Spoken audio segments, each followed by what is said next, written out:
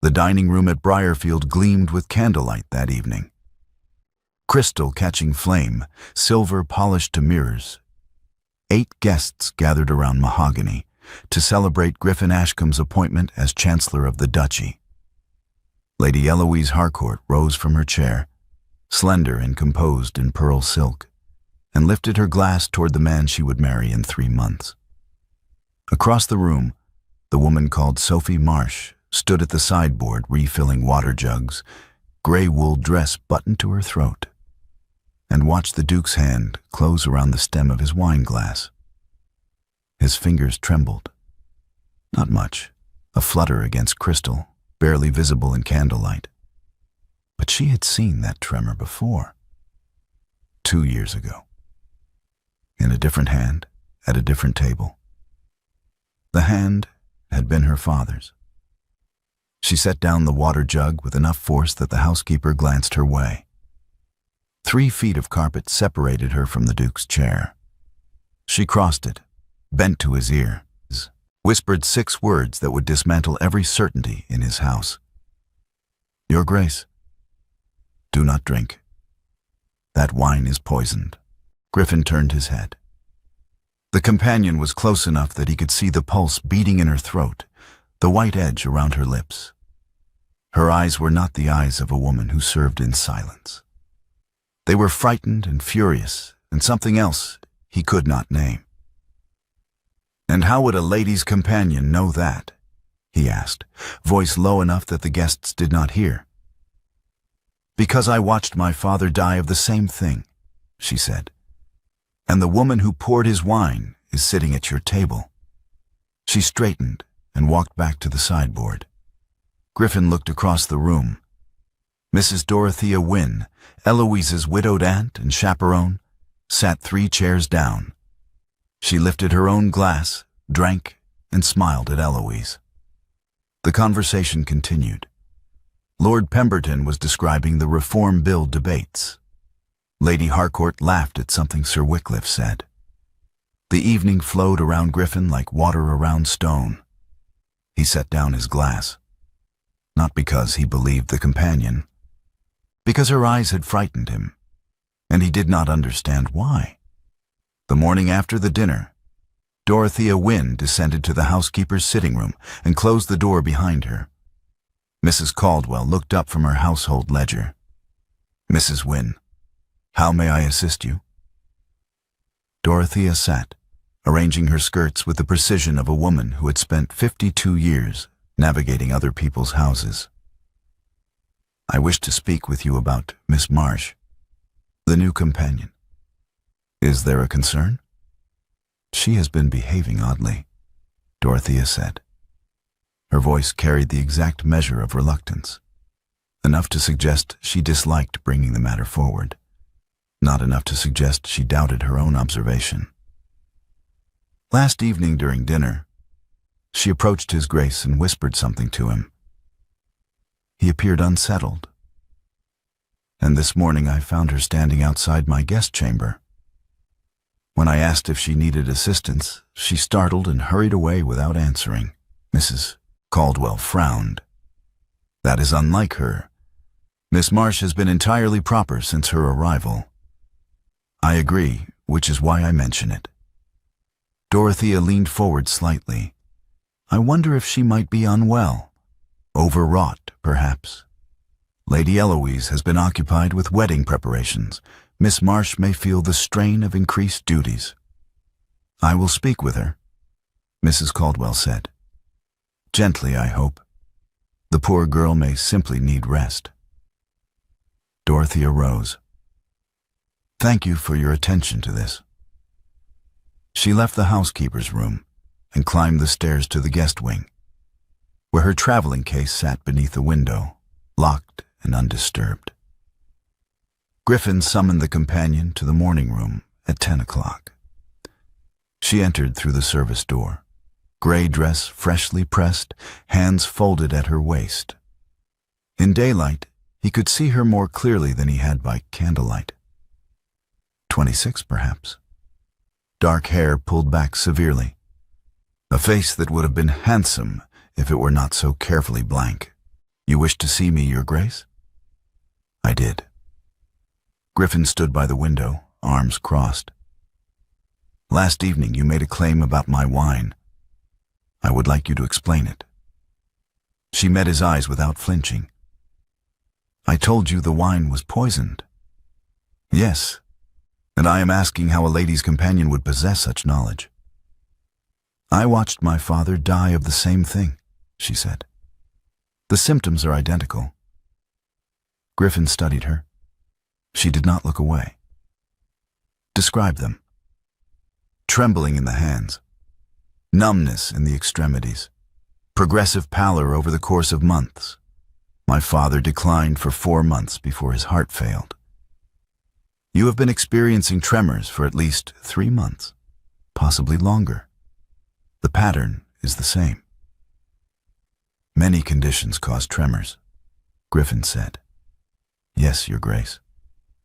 But not many conditions also explain why the woman who was a guest in my father's house the winter he died is now pouring wine in yours. The words landed like stones in still water. Griffin uncrossed his arms. What are you suggesting? I am not suggesting anything. I am telling you what I saw. Mrs. Dorothea Wynne was a guest at my father's estate in the winter of 1824. He fell ill in March. She left in June. He died in July. Now she sits at your table, and you are showing the same symptoms he showed before his physicians called it heart failure and stopped looking. Griffin walked to his desk and sat. Your father's name? She hesitated. The blankness in her face cracked for the first time. Baron Everard Collier, of Ashwick? Collier. Griffin frowned. The Chancery case, land transfers. The case collapsed after the Baron's death. It collapsed because he died before he could testify. Griffin leaned back in his chair. You are suggesting that Mrs. Wynne poisoned your father to prevent his testimony in a legal matter, and is now poisoning me for what reason? You were appointed Chancellor of the Duchy 8 months ago, she said. You have the authority to reopen dormant Chancery cases. If you reviewed the Collier file, the fraud would resurface. Mrs. Wynne cannot allow that. This is an extraordinary accusation. She nodded. Yes. Based on a similarity in symptoms and the coincidence of Mrs. Wynne's presence in 2 households. It is not coincidence, she said, her voice sharpened. I sat beside my father's bed for 4 months. I watched his hands shake. I watched him lose feeling in his fingers. I watched the color leave his face. When I saw your hand tremble last evening, I recognized it. I know what I am looking at, Your Grace. I did not know 2 years ago. I know now. Griffin studied her. The blankness had not returned. What he saw instead was something raw and uncontained. Grief, perhaps, or fury, or both. What is your name? He asked. Sophie Marsh. Your real name. She went still. That is my name, Your Grace. You hesitated before you told me your father's title. A companion does not hesitate when naming her previous employer. You hesitated because you are not accustomed to calling him Baron Collier. You are accustomed to calling him something else. She said nothing. Leave me, Griffin said. I will consider what you have told me. She curtsied and walked to the service door. As she reached it, Griffin spoke again. Miss Marsh, I appreciate your concern. But in future, if you have observations about my health, bring them to my physician, not to me at dinner. She turned. Your physician has been treating you for 3 months, Your Grace. He has not asked what you drink before the symptoms appear. I did. She left. Griffin sat alone in the morning room, staring at the closed door. That night, when the wine was poured, he did not drink it. 4 days later, Griffin rode out with his groom to inspect the northern boundary of the estate. The morning was cold, the ground hard beneath the horses' hooves. They had ridden 2 miles when Griffin felt his hands weaken. Not tremble, weaken. His fingers lost their grip on the reins. The leather slipped through his hands. He grabbed for the pommel and missed. The groom caught his arm. "Your Grace." Griffin steadied himself against the horse's neck. His hands felt distant, as though they belonged to someone else. The groom dismounted and helped him down. They walked the horses back to the stable in silence. Griffin climbed the steps to the house and went directly to his study, closing the door behind him. He sat at his desk and stared at his hands. They looked the same as they always had. Strong, capable, unmarked. But when he tried to make a fist, the fingers moved slowly, as though pushing through water. An hour later, there was a knock at the study door. Griffin did not answer. The knock came again.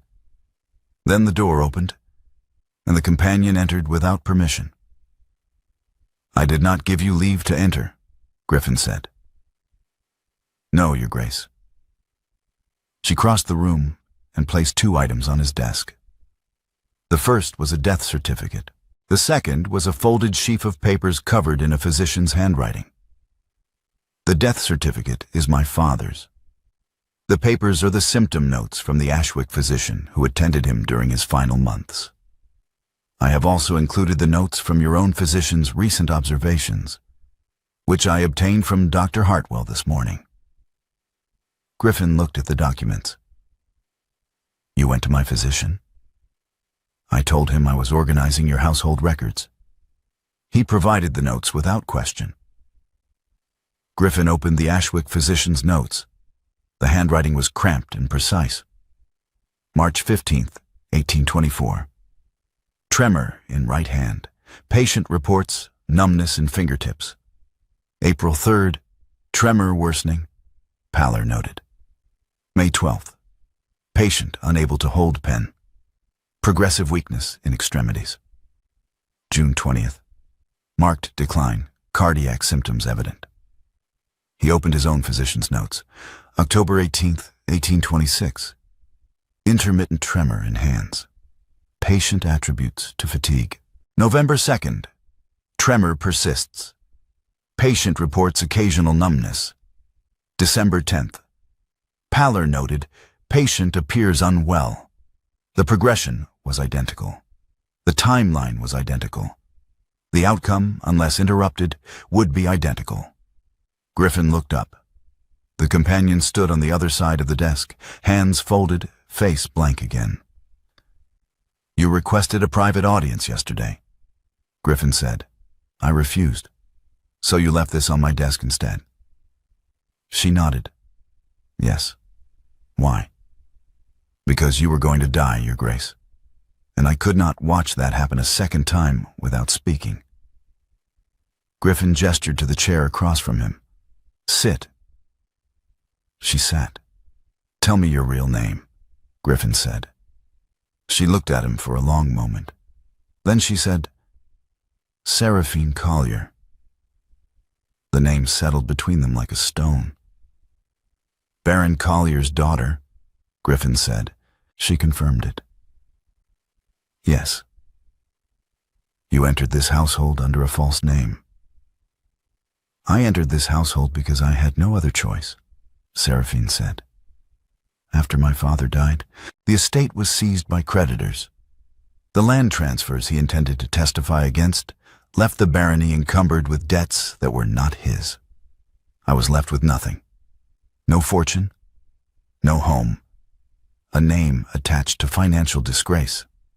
I took a position as a companion because it was the only position available to a woman with no references and no connections. Why this household? Because it was far from Ashwick, and because no one in your circle had met Baron Collier's daughter."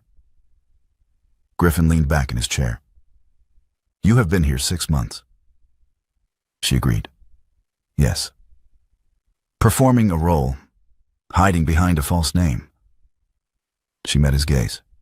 "Yes." And now you expect me to believe that the woman who has been deceiving me for 6 months is telling me the truth about a murder. Seraphine's hands tightened in her lap. I expect you to look at those documents and decide whether you care more about my deception or the fact that you have been dying for 3 months. Griffin looked at the death certificate. Baron Everard Collier. Died July 14th, 1824. Cause of death, cardiac failure. Your father's death was ruled natural, Griffin said. His death was ruled natural because no one in that house knew what they were looking at, Séraphine said. I know now. The woman who was a guest in my father's house the winter he died is sitting in your guest wing. The symptoms that killed him are the same symptoms I have watched in you after Mrs. Wynne touches your decanter. If you dismiss this as coincidence, you will be dead by spring. Griffin set down the death certificate. What do you want from me? I want you to investigate. Review the Collier Chancery file. Examine the timeline of Mrs. Wynne's visits. Compare the medical records, and stop drinking the wine. I have not touched the wine since the night you warned me. Then you are still alive because of that, Séraphine said. Do not waste it by refusing to see what is in front of you. Griffin studied her. The blankness was gone entirely now. What remained was sharp and uncompromising, and nothing like the woman who had served water at his table for 6 months. If I investigate, Griffin said, and if your claims prove accurate, the consequences will be considerable. For Mrs. Wynne, for Lady Eloise, for you. I am aware. And you are willing to accept those consequences. I am willing to accept anything except watching you die the way my father died, Séraphine said. In silence, while the person responsible pours wine and smiles. Griffin stood. Very well. I will review the Chancery file. You will provide me with any additional information about your father's illness and Mrs. Wynne's presence in your household. We will proceed carefully. If you are correct, we will act. If you are mistaken, you will leave this house and never return. Agreed. One more thing, Miss Collier. Griffin walked around the desk and stopped in front of her chair. If you lie to me again about anything, this ends. Do you understand? She held his gaze. Yes, Your Grace. Then go. She stood and walked to the door. As she reached it, Griffin spoke again. Miss Collier. She turned. Thank you, he said. She looked at him for a long moment. Then she nodded and left. Griffin sat alone in his study, staring at the death certificate. Baron Everard Collier. Died July 14th, 1824. The date was 2 years and 5 months ago. The method, if Séraphine was correct, was the same method being used on him now. He opened the bottom drawer of his desk and removed the Chancery file marked Collier versus Wynne Estate.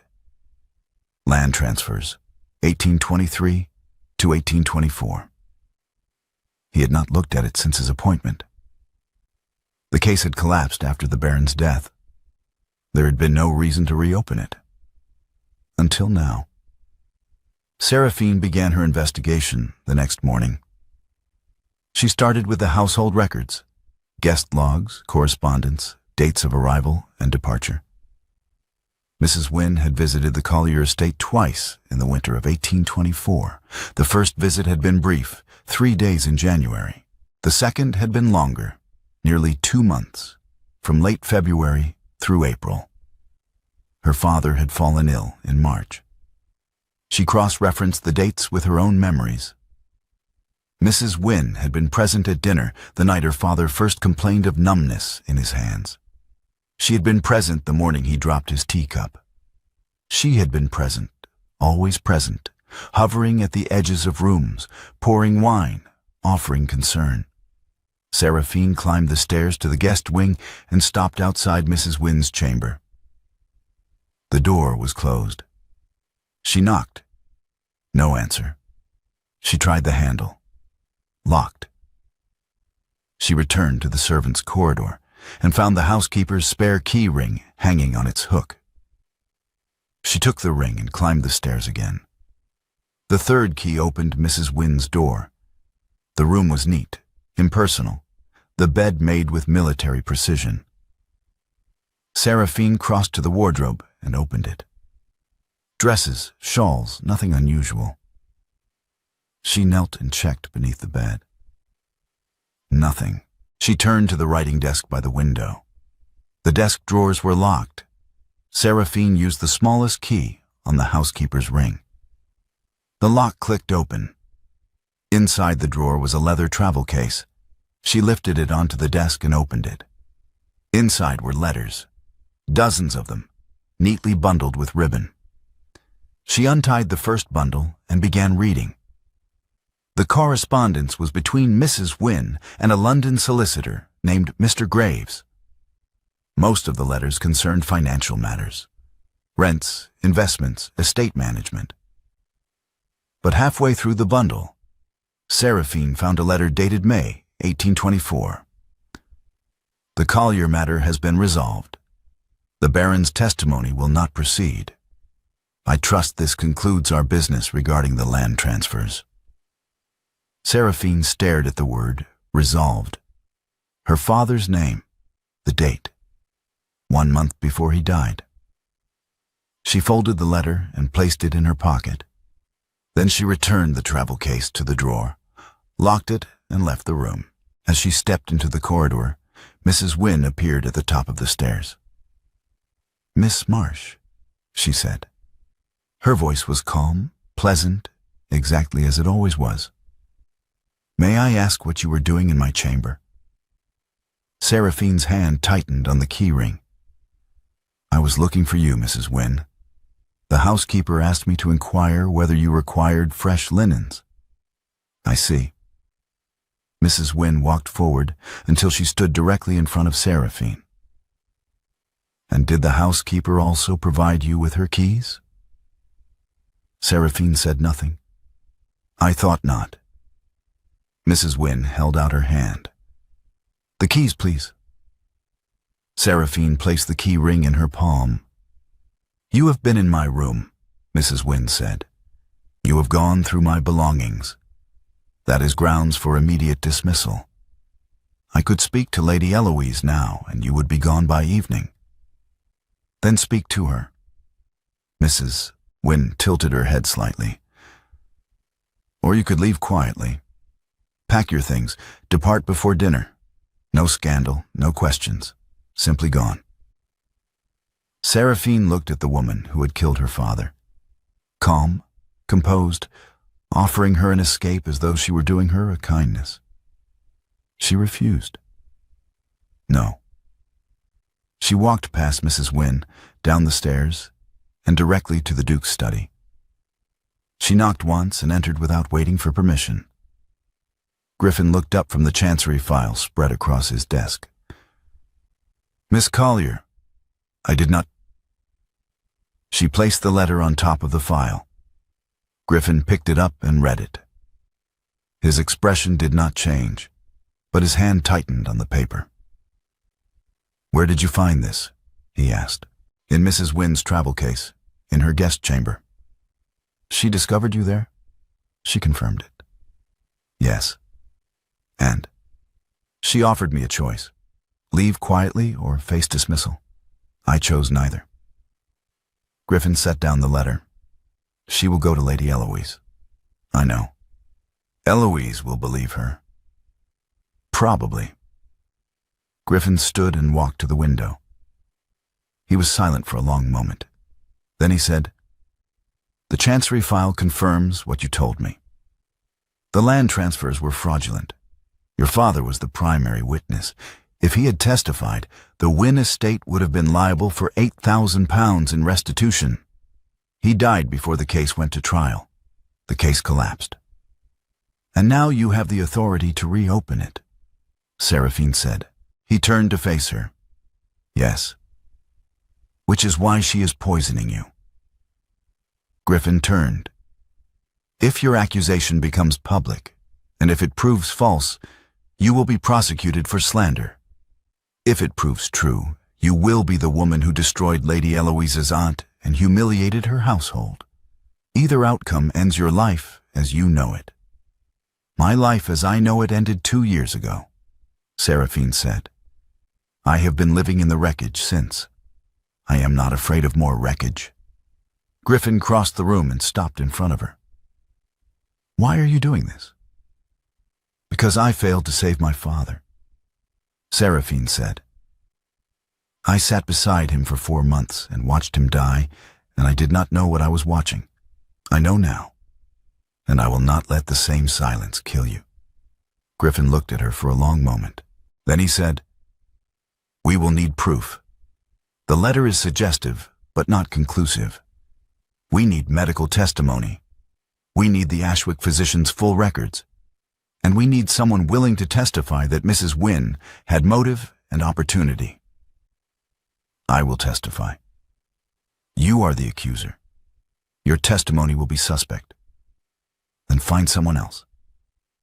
There is no one else, Griffin said. You are the only person who witnessed both deaths. Séraphine met his eyes. Then my testimony will have to be enough. Griffin nodded slowly. Very well. I will send for the Ashwick physician's records. You will prepare a written account of your father's illness and Mrs. Wynne's presence in your household. We will present the evidence to Sir Wycliffe Graves, the magistrate. He will decide whether an inquest is warranted. And until then? Until then, you stay in this house. You do not leave. You do not speak to Mrs. Wynne. You do not give her any reason to act. She has already acted, Séraphine said. She knows I was in her room. She knows I found something. She will not wait. Then neither will we. Séraphine turned to leave. As she reached the door, Griffin spoke again. Miss Collier, wait. She stopped. He crossed the room and stood in front of her. Then he took her wrist, gently, carefully, and pressed 2 fingers to the inside of her wrist, just below her palm. What are you doing? She asked. What you did to me, Griffin said. The morning after the dinner, you took my wrist and counted my pulse. She nodded. Yeah? Why? Because your resting pulse was elevated. 92. It should have been 70. Griffin released her wrist. And now? Now it is 80. Still elevated, but better than it was. Because I stopped drinking the wine. She agreed. Yes. Griffin looked at her. You saved my life, Miss Collier. I dismissed you because of a gray dress. I did not listen because servants do not advise dukes. I was wrong. Séraphine said nothing. She looked at him. And for the first time since she had entered his household, she did not look away. I will not dismiss you again, Griffin said. She nodded. Then she left. Griffin stood alone in his study, staring at the letter from the London solicitor. The Collier matter has been resolved. The word resolved beside the name of a dead man. He sat at his desk and began drafting a letter to Sir Wycliffe Graves. That evening, Mrs. Wynne requested a private meeting with the Duke. Griffin received her in the drawing room. She entered wearing black silk, her face composed, her hands folded at her waist. Your Grace, thank you for seeing me. Mrs. Wynne, please sit. She sat. Griffin remained standing. I wish to speak with you about Miss Marsh, Mrs. Wynne said. I am concerned that she may be unwell. In what way? She has been behaving erratically. This morning I found her in my guest chamber, going through my belongings. When I asked what she was doing, she became defensive and refused to answer. I fear she may be suffering from some form of nervous distress. Griffin walked to the window and looked out at the darkening garden. Miss Marsh described her father's symptoms to me in considerable detail. tremors, numbness, progressive pallor. She matched those symptoms to my own recent health complaints before I told her what they were. She then provided me with medical records from the Ashwick physician who attended her father, which I have since verified. The progression is identical. Mrs. Wynne's expression did not change. I was not aware that Miss Marsh had access to your medical records, Your Grace. She obtained them. By what means? That is not your concern. Mrs. Wynne folded her hands more tightly. Your Grace, I must tell you that Miss Marsh is not who she claims to be. Her real name is Séraphine Collier. She is Baron Collier's daughter. She entered your household under a false name. I know, Griffin said. Mrs. Wynne went still. Miss Collier informed me of her true identity yesterday, Griffin continued. She also informed me that you were a guest in the Collier household during her father's final illness, that you were present at his table, that the symptoms he exhibited before his death are identical to the symptoms I have been experiencing since October. Baron Collier died of heart failure, Mrs. Wynne said. It was a tragedy, but it was a natural death. His physicians confirmed it. His physicians confirmed cardiac failure. They did not investigate the cause, because there was no cause to investigate. Griffin turned from the window. Miss Collier believes otherwise. She believes her father was poisoned. She believes the same method is being used on me, and she believes you are responsible. Mrs. Wynne stood. Your Grace, this is a monstrous accusation. Miss Collier is a woman who has lost everything. Her father, her home, her reputation. She is seeking someone to blame. She has fabricated a connection between two unrelated deaths in order to advance a legal claim. She wants the Chancery case reopened. She wants money. This is not about justice. This is about desperation. Miss Collier described my symptoms before I told her what they were, Griffin said. She identified the pattern before I knew there was a pattern. She has provided medical records that confirm her account. If she is a fraud, Mrs. Wynne, she is the most medically literate fraud in England. Mrs. Wynne's hands tightened into fists. You are defending her. I am following the evidence.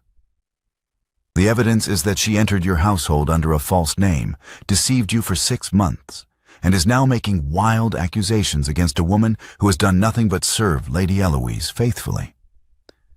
The evidence, Griffin said, is that my hands are shaking, that I have been losing feeling in my fingers, that I have been experiencing the same symptoms that killed Baron Collier 2 years ago, and that those symptoms began after you entered this household. Mrs. Wynne stared at him. You believe her. I believe the medical records. I believe the timeline. I believe that Miss Collier recognized something no one else saw. And I believe that if I had continued drinking the wine, I would be dead by spring. Mrs. Wynne turned and walked to the door. She paused with her hand on the handle. You are making a mistake, Your Grace. Perhaps. But it is my mistake to make. She left. Griffin stood alone in the drawing room, listening to her footsteps recede down the corridor. The next morning, Lady Eloise Harcourt summoned Séraphine to the library. Eloise stood by the window, arms crossed, her face pale. Is it true? She asked. Is what true, my lady? That your real name is Séraphine Collier, that you entered my household under a false name, that you have been lying to me for 6 months. Séraphine closed the door behind her. Yes. Eloise turned. I trusted you. I brought you into this house. I introduced you to my friends. I confided in you. And you lied. I lied because I had no other choice, Séraphine said. After my father died, I had nothing. No money, no home, a name attached to scandal. I took a position as a companion because it was the only way to survive.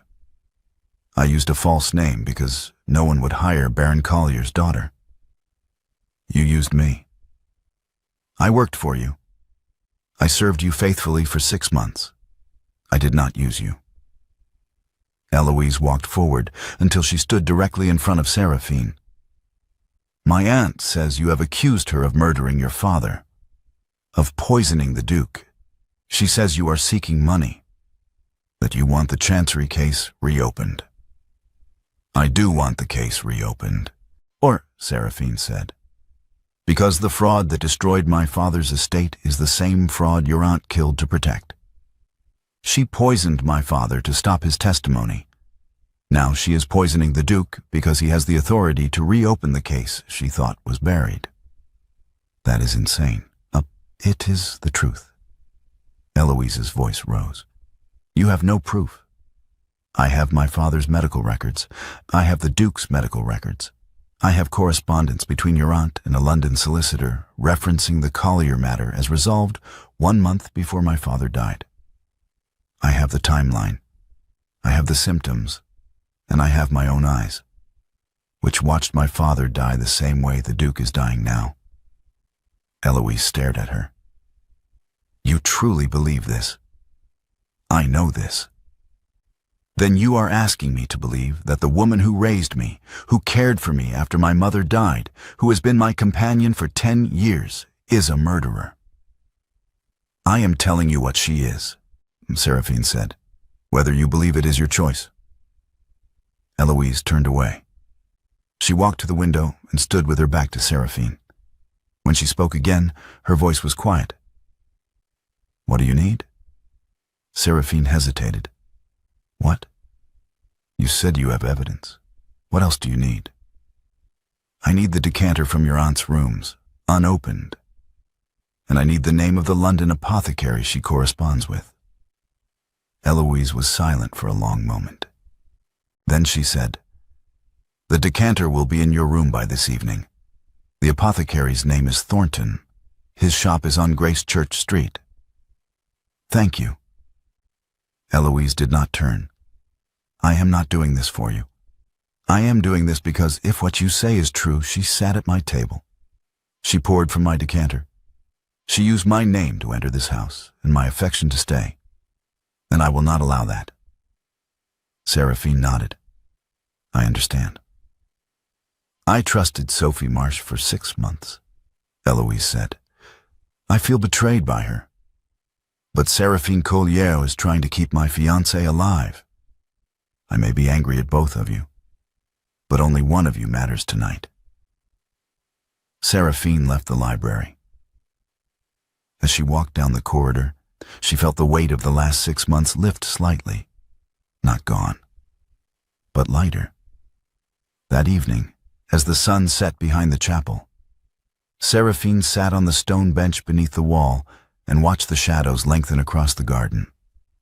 She heard footsteps on the gravel path and looked up. Griffin walked toward her, his coat unbuttoned, his cravat loosened. He looked tired. He sat beside her on the bench, too close for propriety. Exactly right for two people sharing a secret that could kill one of them. Lady Eloise provided the decanter, Séraphine said, and the apothecary's name. I know, she told me. She is angry. She has cause to be. Séraphine looked at him. Are you angry? Griffin was quiet for a moment. Then he said, You described my tremor before I named it. You described your father's death in clinical detail without flinching. Then you went to the kitchen and served dinner as though nothing had happened. I am not angry. I am humbled. By what? By the fact that you have been carrying this alone for 6 months, watching, waiting, knowing what you knew and having no one believe you. Séraphine looked down at her hands. I have practice. At what? Surviving things I cannot stop. Griffin reached across and took her hand, not her wrist, her hand. He interlaced his fingers with hers. She gripped hard, harder than she intended, but he did not pull away. "I am afraid I am too late again," she said. "You are not too late. Your father did not have you watching over him the way you have been watching over me. He did not have someone who recognized the pattern. He did not have someone willing to destroy her own disguise to save him. You are not too late, Miss Collier. You are exactly on time." They sat with locked hands until the chapel bell struck 7. Then Griffin stood, helped her to her feet, and walked her back to the house. The night before the confrontation, Griffin sat in his study reading the Ashwick physician's records for the 3rd time. The door opened. Séraphine entered without knocking. She found him standing at the window, holding her father's death certificate. "Your father's physician noted progressive extremity numbness over 4 months, Griffin said without turning. "Cardiac decline, no further inquiry." He turned. No one looked. She shook her head. "No." "If I had reviewed the Collier file when I was appointed, you would have found a dead man and a closed case. You did not know. I dismissed you for 2 weeks because of a gray dress," Griffin said. "Your father died because no one in his house questioned the obvious. The same failure." Séraphine crossed the room. She stopped in front of him. Then she placed both hands flat against his chest, over his heart, feeling the rhythm beneath wool and linen and skin. "Still beating," she said. "Because of you." "Then stop dismissing me and let me finish." Griffin covered her hands with his. They stood in silence, her palms on his chest, his hands over hers, heartbeat between them. "Tomorrow," Griffin said, "we go to the chapel. We present the evidence. We name what happened. And whatever comes after, we face it. Together." He confirmed it. "Yes." Séraphine closed her eyes. For the first time in 2 years, she allowed herself to believe that the silence might finally break. Dawn came cold and clear. The Briarfield Chapel stood at the edge of the estate, stone and simplicity, no stained glass, no ornament. Griffin had chosen it deliberately.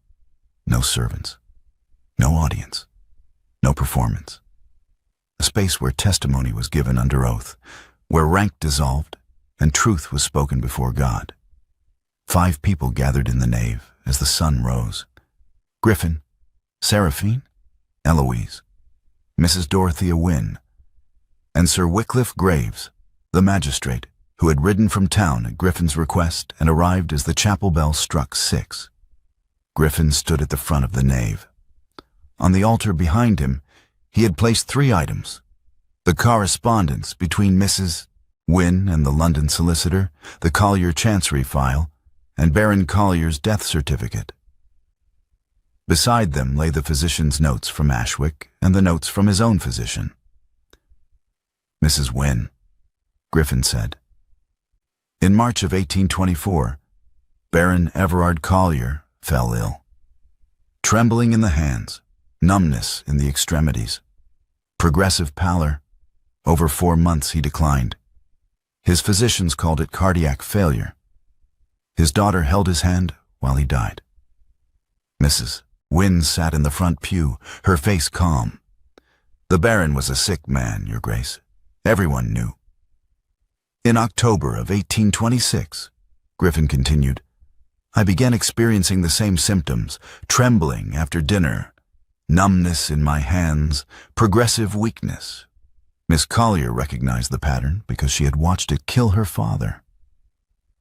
Dorothea turned to Séraphine. "Miss Collier, her name is Sophie Marsh." Séraphine stepped forward. "My name is Séraphine Collier. My father was Everard Collier, Baron of Ashwick. You were a guest in our house the winter he died. You sat at his table. You poured his wine. And the symptoms that killed him are the same symptoms I have watched in his grace every evening after you touch his decanter." The chapel was silent. Eloise sat in the second pew, her hands folded tightly in her lap. Sir Wycliffe Graves stood by the door, watching. "Dorothea," Eloise said quietly, "is this true?" Dorothea looked at the door, at the magistrate, at the evidence spread across the altar. She was calculating, Séraphine realized, measuring exits, weighing consequences. "The Baron's death was ruled natural," Dorothea said. "His physicians examined him. They found no evidence of foul play. His death was ruled natural because no one in that house knew what they were looking at," Séraphine said. Her voice was steady, clear, louder than she had ever allowed it to be in this house. "I sat beside my father for 4 months and watched something steal him piece by piece, and I called it God's will because I did not know what else to call it. I know now. It was not God. It was you. This is absurd.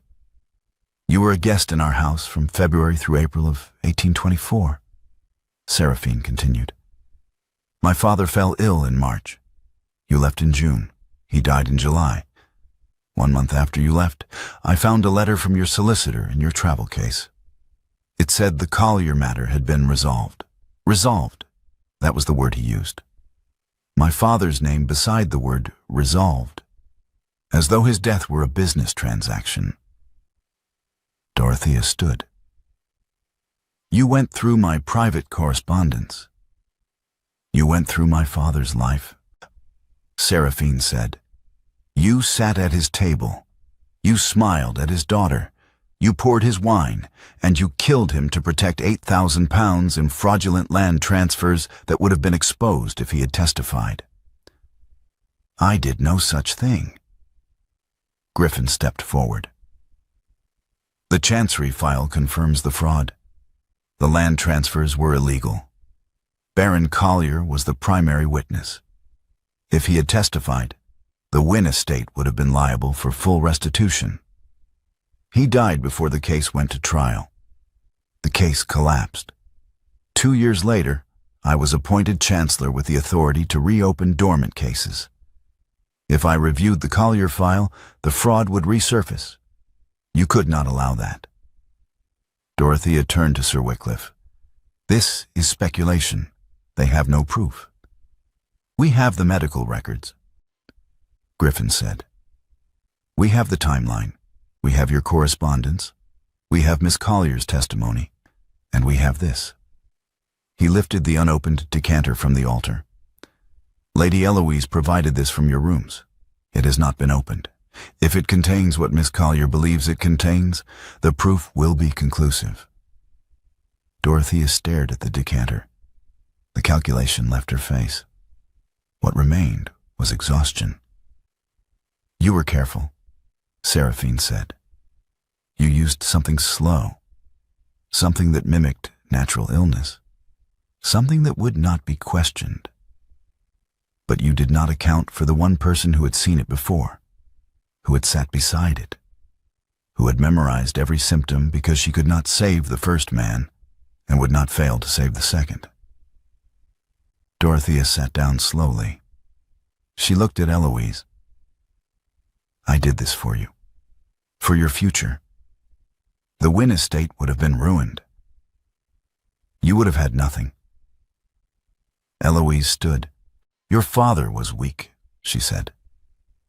"He would have destroyed everything to satisfy his conscience. I did what was necessary." "My father," Séraphine said, "was the strongest man I knew, and you took him because you were afraid of what he would say.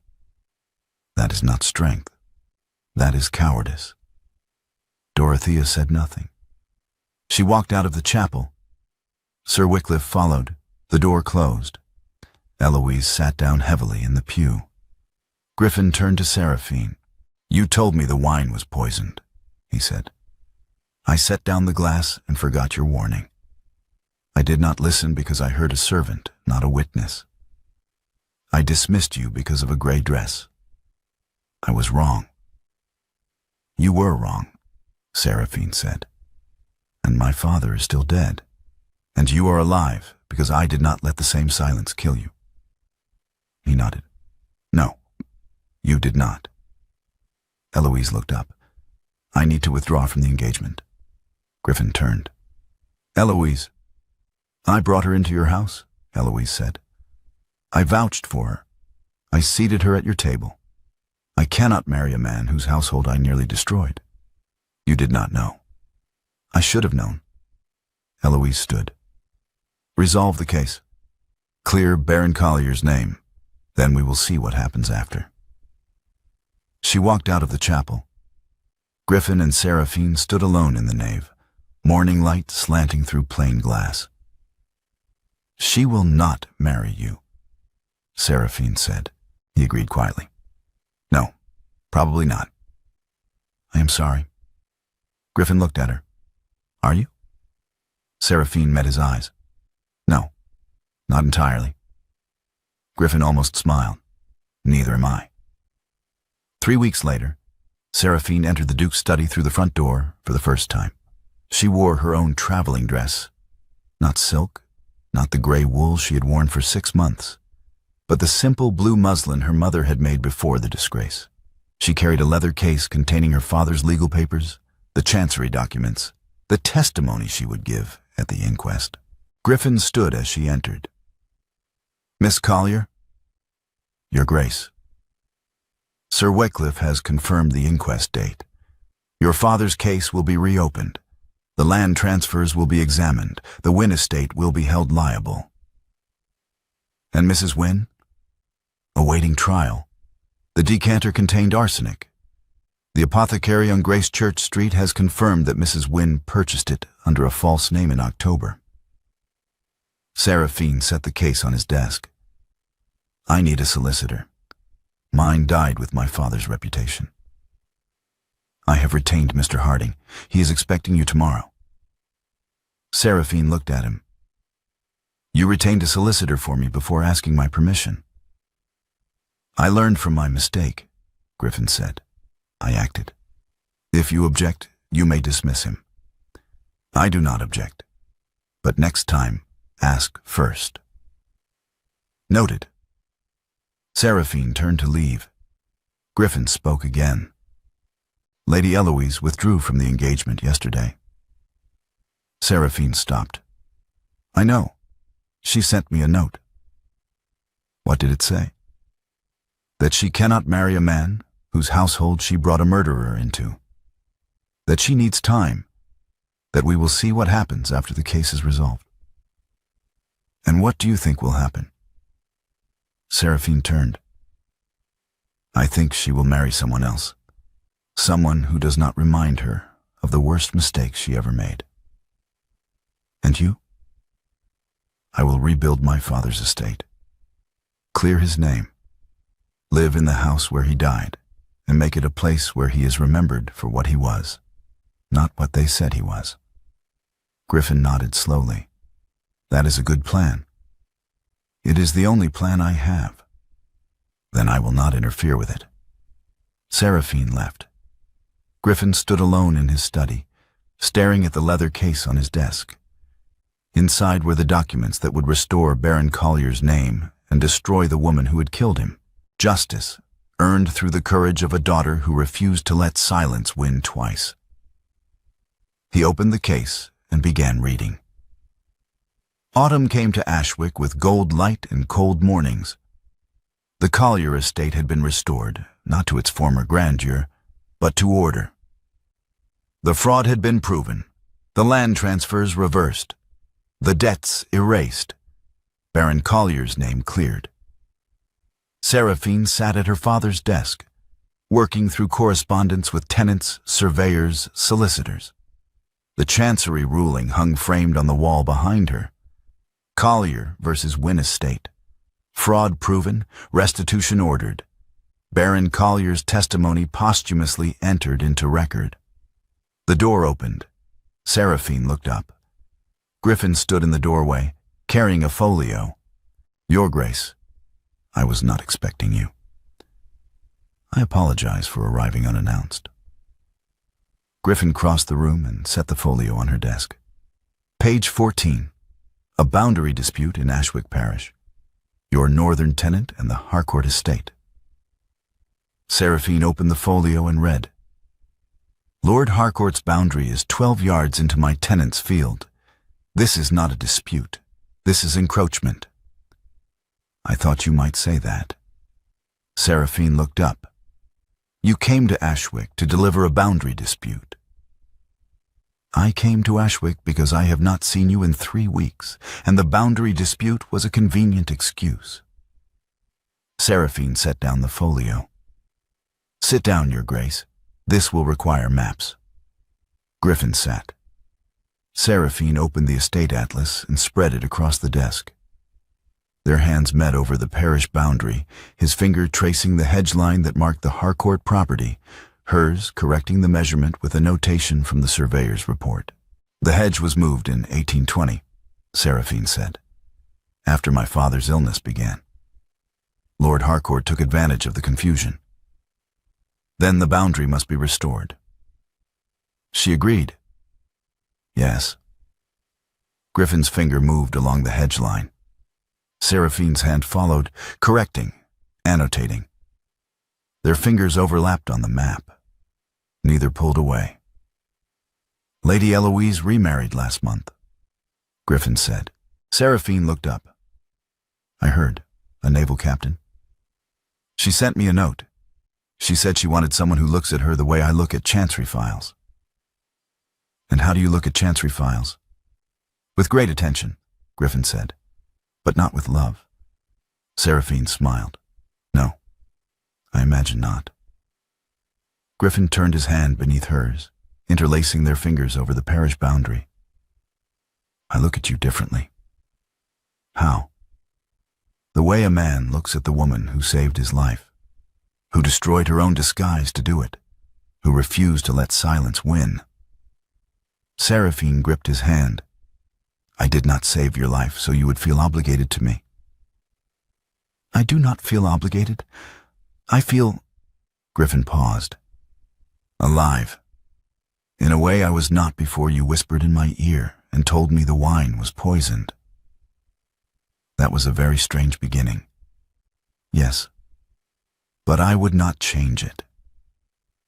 Séraphine looked at their joined hands on the map.